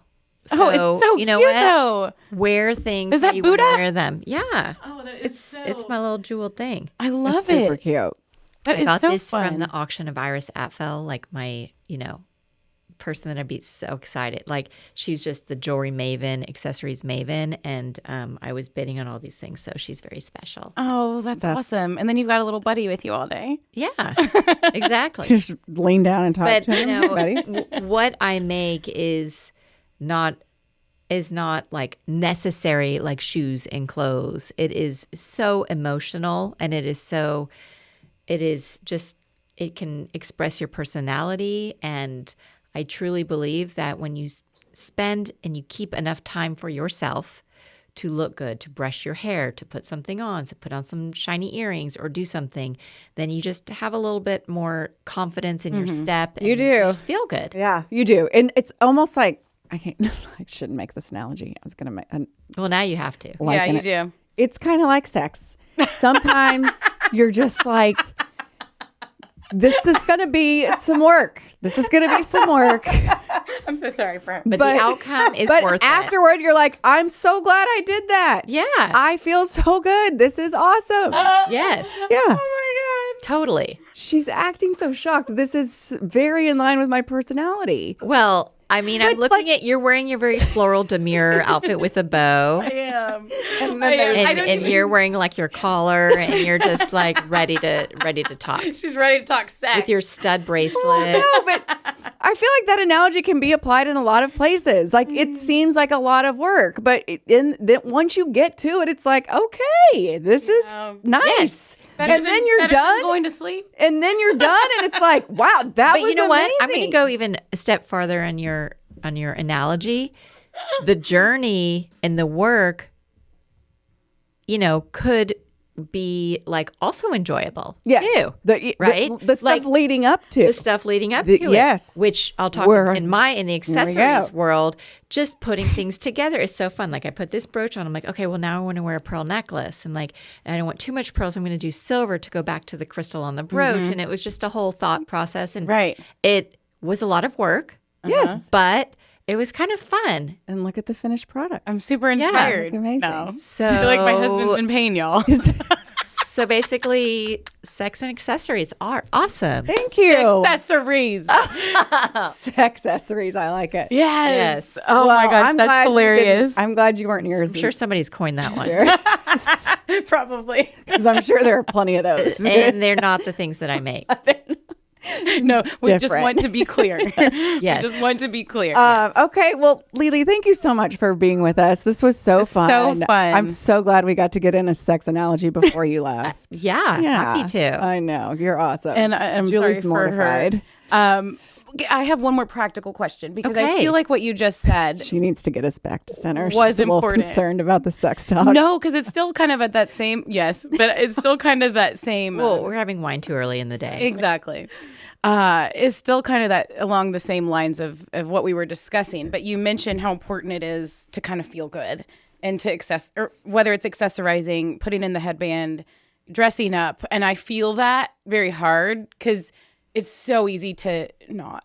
And it's so easy to wear your sweats, and it's wear your Ugg slippers and go do whatever and say, if you see me like this, sorry, this is who I am. This is how I'm feeling. So as somebody who's very, very busy, I want to know how you budget that time out and how you do it, because you do look amazing and you've got so many wonderful things to choose from. What advice, I guess, would you give to a simpleton about making sure that you look good, feel good? Well, you need a daughter that will organize your closet. First of all, she did all my headbands yesterday in my closet. And I think when you see things, there's two types of people. There's the person that wakes up and dreads and is like, I just want a uniform. I don't want to think about it. Then there's the other person who's like, oh, what's my mood today? It's raining, but I need some pepping up. I'm going to wear yellow, or I'm going to do this. I'm the latter person. So if you are a true uniform person, that's probably who you're going to be. And maybe you find something you like, just buy it in every color, because stay true to that. If you are the person that wakes up and is curious and likes to explore and change things around, I really think it will just affect the rest of your day. And you can do it in 5 minutes. And sometimes my secret is sometimes you just throw on a bunch of denim. You're wearing your denim jumpsuit, which is perfect. And I love to just put on a white button down or put on like a chambray shirt or something like that.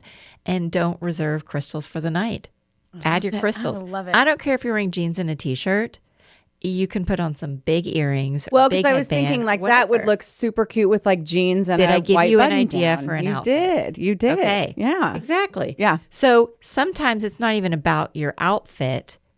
You could wear the same thing every day and change it around through a belt or a headband or sunglasses or earrings or something. And I think that, honestly, I think those are so much more fun than apparel. Or shoe clips. Or shoe clips. I love it. I'm inspired. Yes. And that's great advice, because I think it does. It sometimes affects your mentals, right? If you're always in your frumpy clothes. Look good, feel good. Yeah, exactly. And my mother will say, don't forget your lipstick. Oh, yeah. I love that. Yes. My mom would say the same thing. Always red My lipstick. dad didn't really ever say that, but I do try to put on lip gloss. You've got good gloss going. Well, Lele, thank you so much for being with us. We truly appreciate it. Best of luck in all that you do. We have no doubt you're going to continue to be fabulous. So fun. And Where can people find you, your stores, and how can they buy stuff? Well, in Dallas, we're at Highland Park Village. The black and white striped awning, you'll find us. And online, lelesadoughi.com. And follow us on Instagram. As you were saying earlier, we've got a ton of drops. Like every week, we've got something new coming, and just adding a little bit of joy to your life. Sometimes you never know you need it until you see what it is. Okay, let's do a Love quick it. cheers, and Okay. then we end every episode. Cheers. Cheers. Bye. As cheesy as it is, you look into your camera. Yours is right there. We throw up the peace signs, and we say, Mom, game out. Okay. On the count of 3. Let me get my hands ready. You ready? 1, 2, 3. Mom, game out.